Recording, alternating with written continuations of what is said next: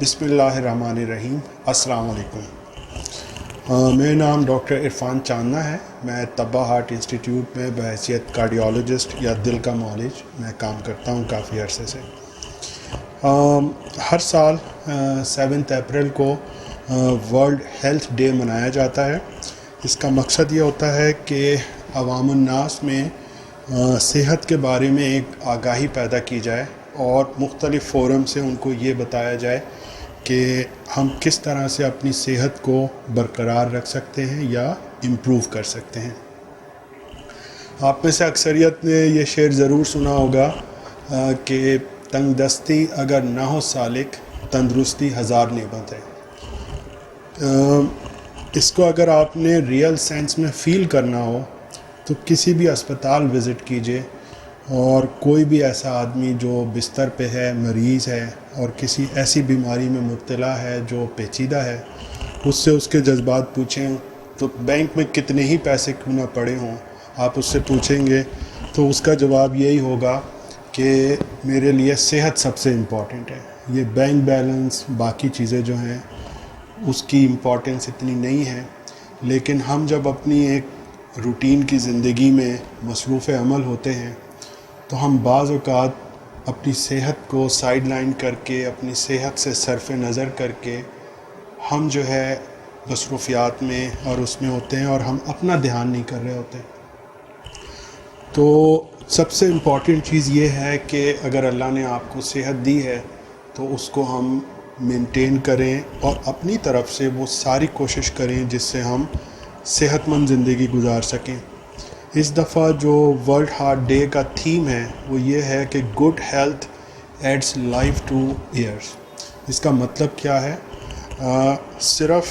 دنیا میں زندہ رہنا ہی امپورٹنٹ نہیں ہے، ایک ہیلدی لائف یا کوالٹی لائف کہ آپ اس زندگی کو انجوائے کر سکیں اور دوسروں کے لیے اور معاشرے کے لیے یوزفل ہو سکیں، وہ بھی بہت امپورٹنٹ ہے۔ اب ہم آتے ہیں کہ کیا چیزیں جو ہیں وہ ہمارے لیے بہت امپورٹنٹ ہیں اور جس پہ ہم تھوڑی سی توجہ اور محنت کر کے ایک ہیلدی لائف جو ہے گزار سکتے ہیں۔ دیکھیں، بیماری جو ہے وہ آ سکتی ہے، اس میں اللہ تعالیٰ کی طرف سے اگر ہماری قسمت میں ہے تو ہم اس کو اوائڈ نہیں کر سکتے، لیکن جب بھی ہم بیماری کی بات کرتے ہیں تو کچھ چیزیں ایسی ہوتی ہیں جو قدرتی ہوتی ہیں، ہمارے اختیار میں نہیں ہوتی، اور کچھ چیزیں ایسی ہوتی ہیں جس کو ہم کہتے ہیں کہ انوائرمنٹل فیکٹرز ہیں یا ہمارا لائف اسٹائل ان بیماریوں کی طرف ہمیں لے کے جاتا ہے۔ اگر ہم ہارٹ ہیلتھ کی بات کریں تو کئی چیزیں ایسی ہیں جن کو ہم کہتے ہیں کہ یہ میجر رسک فیکٹر ہیں۔ ہوتا یہ ہے کہ اگر ہم ان میجر رسک فیکٹرز کو آئیڈینٹیفائی نہیں کریں اور ان کو علاج نہ کریں، جس میں سے کئی جو ہے وہ سائلنٹ ہوتے ہیں کہ ان کی کوئی ہمیں علامات نہیں ہو رہی ہوتی، تو پھر وہ آہستہ آہستہ چل کے وہ ہمیں کسی بڑی بیماری کی طرف دھکیل دیتے ہیں، جس میں ڈائبٹیز ہے، ہائی بلڈ پریشر ہے، کولیسٹرول کا بڑھا ہوا ہونا ہے، اس کے علاوہ وزن کی زیادتی ہے، ایکسرسائز کا نہ کرنا، سگریٹ پینا، یہ سب چیزیں جو ہیں یہ ہماری ہیلتھ کو نقصان پہنچاتی ہیں۔ اچھا، یہ ان چیزوں کی جو شروعات ہوتی ہیں عام طور پہ وہ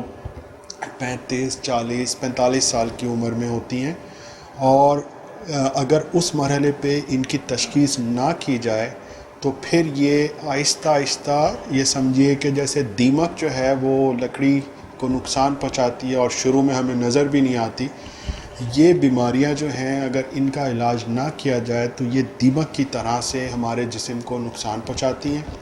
اور پھر کسی مرحلے پہ ہارٹ اٹیک کی شکل میں، فالج کی شکل میں، گردے فیل ہونے کی شکل میں، یا آنکھوں کی بینائی متاثر ہونے کی شکل میں یہ بیماریاں سامنے نظر آتی ہیں۔ تو اس کے لیے میرا میسج یہ ہوگا کہ نمبر 1، ہمیں ہیلدی ڈائٹ لینی چاہیے۔ ہیلدی ڈائٹ سے کیا مراد ہے؟ کیا بہت مہنگے کھانے؟ بالکل بھی نہیں، سمپل اور سادہ غذا جس میں موسم کی سبزیاں، موسم کے پھل، کبھی کبھی گوشت جو مچھلی یا مرغی کی شکل میں یا کوئی بھی ہو سکتا ہے، اس کے علاوہ کم چکنائی والی ڈیری پروڈکٹس، دودھ یا دہی وغیرہ،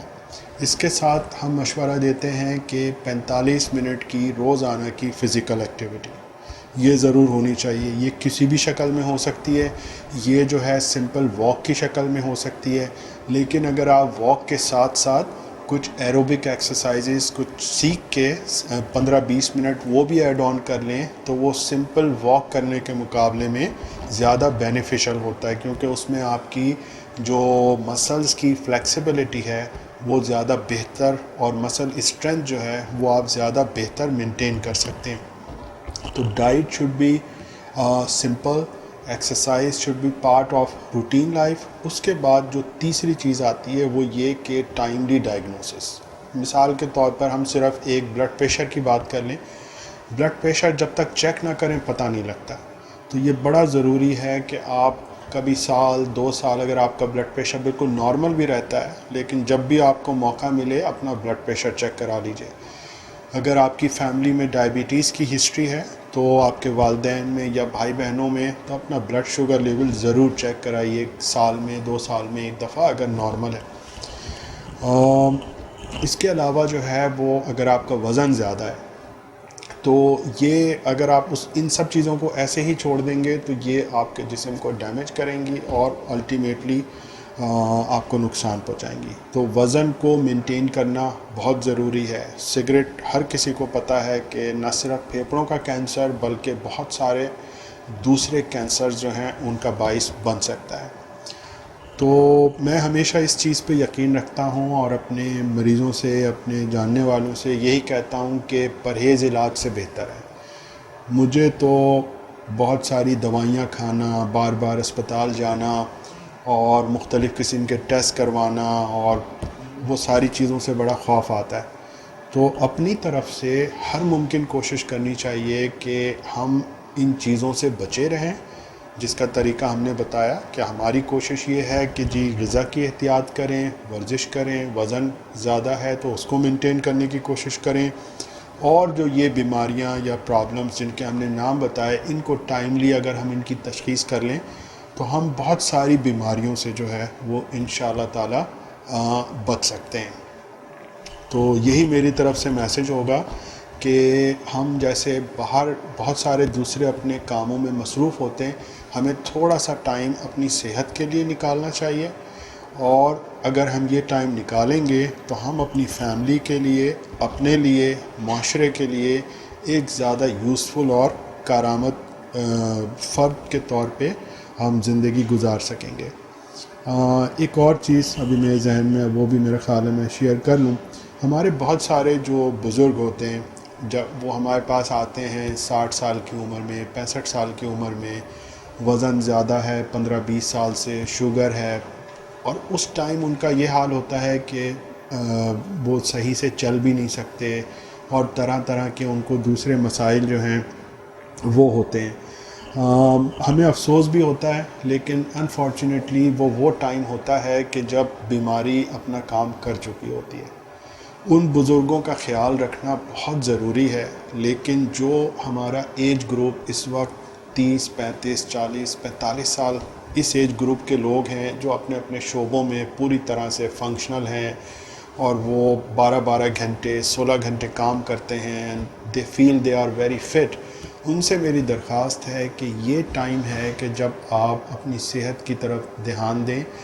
اور جو چیزیں ہم نے بات چیت کی اس کا دھیان کریں. اگر ان میں سے کوئی پرابلم آپ کے ساتھ تشخیص ہوتی ہے تو اس کو کنٹرول کرنے کی کوشش کریں،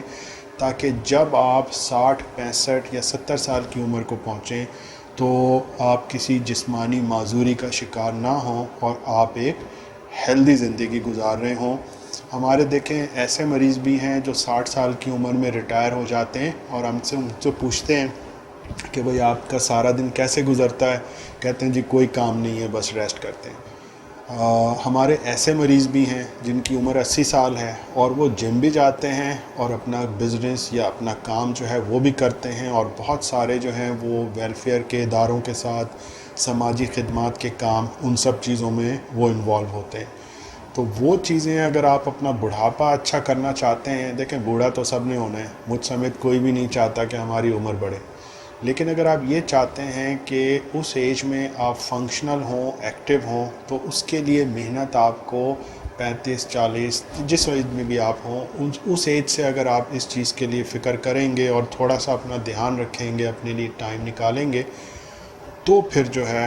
امکانات ہیں کہ آپ انشاءاللہ ایک ہیلدی لائف، جب آپ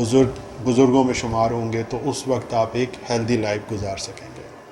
بس یہی میرا پیغام ہے۔ اللہ حافظ۔